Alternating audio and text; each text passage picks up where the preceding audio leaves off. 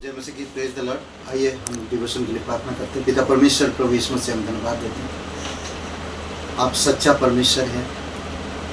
धन्यवाद देते हैं आपकी अनुग्रह, आपका दया और करुणा, आपका कि वचन सत्य है और पवित्र है।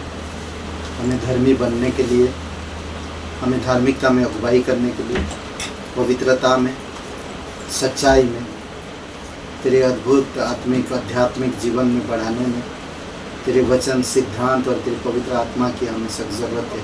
प्रत्येक भाई बहनों को अभिषेक करो पिता, इस डिवोशन के द्वारा बातें करो। जो भी भाई बहन देखते हैं, सुनते हैं वचन को प्रभु, क्योंकि कहता है वचन सुनने से विश्वास बढ़ता है।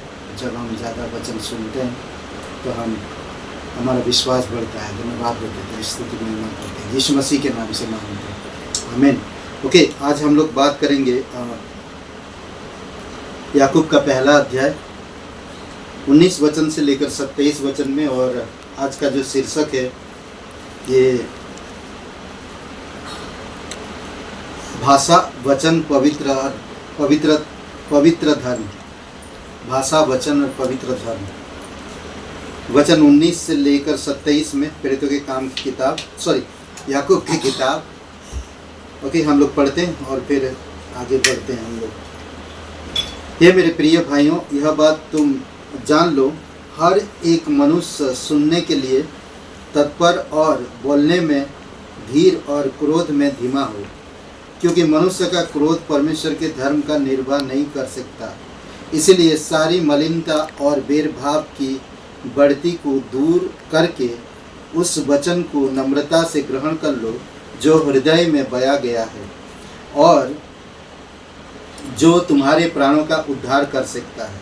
परंतु वचन पर चलने वाले बनो, और केवल सुनने वाले ही नहीं, जो अपने आप को धोखा देते हैं। क्योंकि जो कोई वचन का सुनने वाले हो और उस पर चलने वाले ना हो, तो वह उस वचन के उस मनुष्य के समान है जो अपना स्वाभाविक मुँह दर्पण में देखता, इसलिए कि वह अपने आप को देखकर चला जाता और तुरंत भूल जाता कि मैं कैसा था। पर जो व्यक्ति स्वतंत्रता की सिद्ध व्यवस्था पर ध्यान करता रहता वह अपने कामों में इसलिए आशीष पाएगा कि सुनकर भूलता नहीं, पर वैसा ही काम करता। यदि कोई अपने आप को भक्त समझे और अपनी जीभ पर लगाम ना दे, पर अपने हृदय को धोखा दे, तो उसकी भक्ति व्यर्थ है।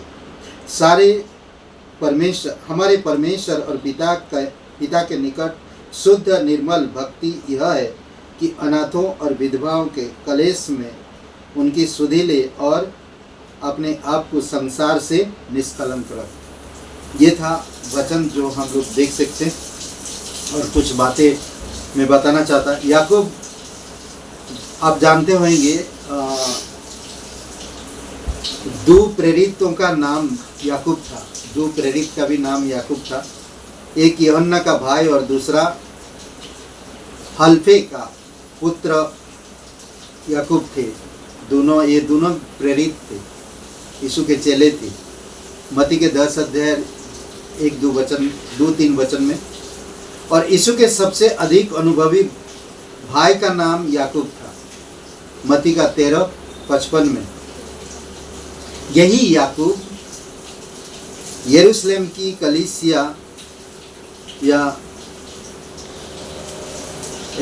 कलीसिया का अगुवा बनाने वाले के रूप में पहचाना गया था।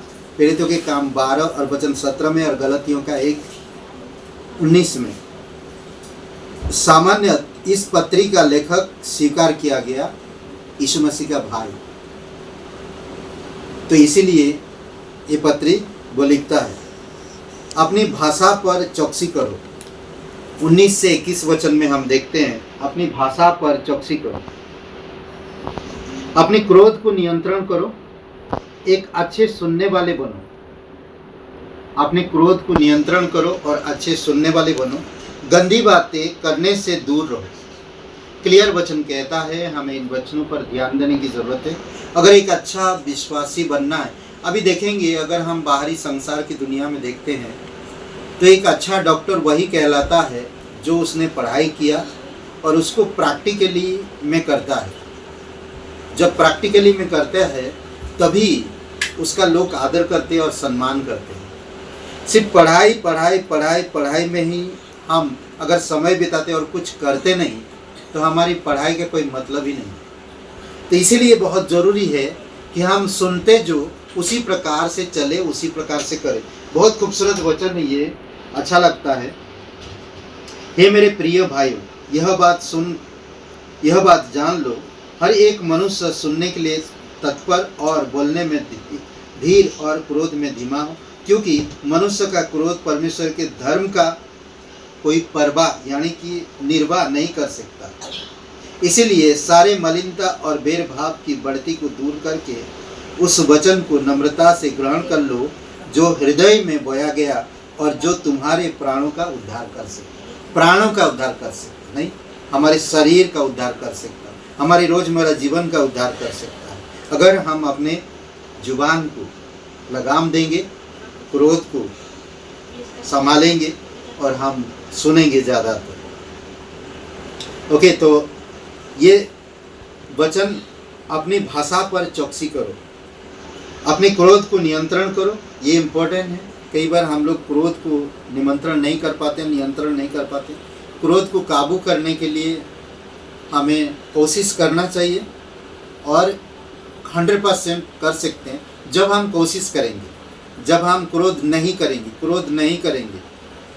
बोलेंगे अपने आप में, तो हम 100% ये नहीं करेंगे।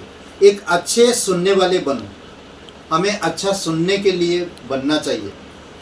गंदी बातें करने से दूर रहो, वचन के कर्ता बने।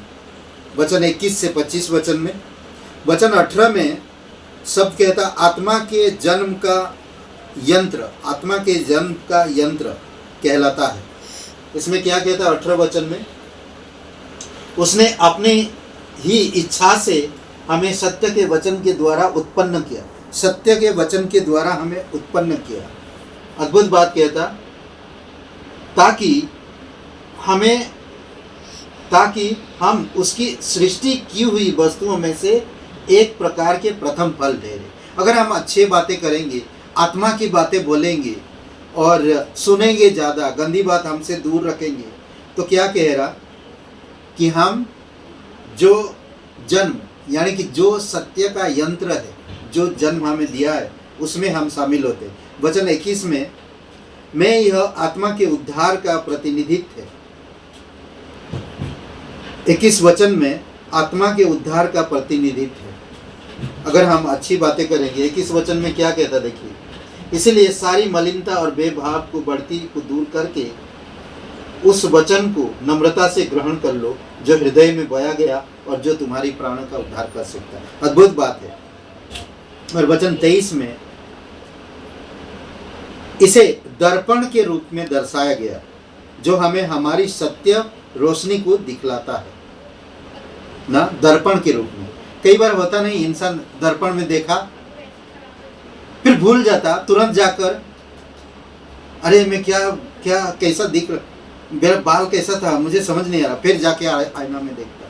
हमें वैसा नहीं, क्या कह रहा, हमें भूलना नहीं। हमारी सत्य रोशनी की दिखलाता हमें, जब हम दर्पण का मतलब है हमें सत्य में चलाता है, हमें रोशनी देता है ताकि हम अंधेरा में ना रहे। पवित्र धर्म 26 और 27 वचन में, यह एक भव्यशाली अनुच्छेद है जीव के बारे में। एक धर्मी मनुष्य की अनियंत्रित जीव यह इंगित करती है कि उसका धर्म बेकार है। अगर हम जीव को संभालेंगे नहीं ना, वही बात जो आ गया, गंदी बात मुंह से ना निकले, तुम्हारे मुंह से गंदी बात दूर रहे। इसमें 26 वचन में कहता, यदि कोई अपने आप को भक्त समझे और अपनी जीभ पर लगाम ना दे पर अपने हृदय को धोखा दे तो उसकी भक्ति व्यर्थ है। समझ रहे हैं, व्यर्थ है। इसलिए क्या कहता, धर्मी मनुष्य की अनियंत्रित जीभ यह इंगित करती है कि उसका धर्म बेकार है। अगर आप धर्मी हो, आप विश्वासी हो, आप परमेश्वर को बोलते जय मसीह की, प्रेज द लॉर्ड, हालेलुया, सब कुछ कर रहे हैं आप, मगर आपकी जुबान को काबू नहीं कर रहे, तो आपका धार्मिकता व्यर्थ है। दूसरी बात हम देख सकते हैं इसमें, दया और नम्रता का जीवन सांसारिक वस्तुओं से अत्यधिक समझौता से स्वतंत्र ही धर्म की महिमा है। हमें कोई भी सांसारिक चीज़ों की अधीनता में नहीं होना ना, तभी हम यीशु मसीह में जो हमें उद्धार मिला, स्वतंत्रता मिला है, उसमें हम महिमा को दिखा पाएंगे। मती के यीशु मसीह के दया के ऊपर बात करता, मती के 25:31 से 46 वचन में यहाँ पर कहता, जो भेड़े और जो बकरे ना, ये दोनों अलग चीज़ है। जो भूखा था खाना दिया, दया दिखाया, जो नंगा था, जो जेल में थे, इनके लिए प्रार्थना किए, उनके पास गए, उनको मिले, उनको मदद किए, ऐसे लोगों पर वो दया दिखाएगा, आओ मेरे खुशी में शामिल हो, मेरी महिमा में आ जाओ। परंतु जो लोग नहीं दिखाए, हे प्रभु करते रहे, पर वो लोग कार्य नहीं किए, तो वो लोग एक दिन कहाँ रहेंगे? लेफ्ट साइड में, काल कोठरी में, अंधकार में। तो इसीलिए दोस्तों मेरा ये कहना है कि जीव को, विचार को, सोच को, पवित्रता को ध्यान रखें। आमीन। आइए प्रार्थना करते हैं। पिता परमेश्वर, प्रभु यीशु मसीह, हम धन्यवाद देते हैं। प्रत्येक भाई बहन को अभिषेक करो, तेरी दया और कृपा रहे। जो लोग बीमार है, जो लोग परेशानी में है, प्रभु आप इस धूप गर्मी के मौसम में सभी लोगों को सुरक्षित रखना। जो लोग कमजोर हैं, प्रभु यीशु मसीह आप उन्हें बल अवसर करें। धन्यवाद यीशु नासरी के नाम से मांगते हैं, आमीन। हे ब्रदर एंड सिस्टर, सबको जय मसीह की, प्रेज द लॉर्ड।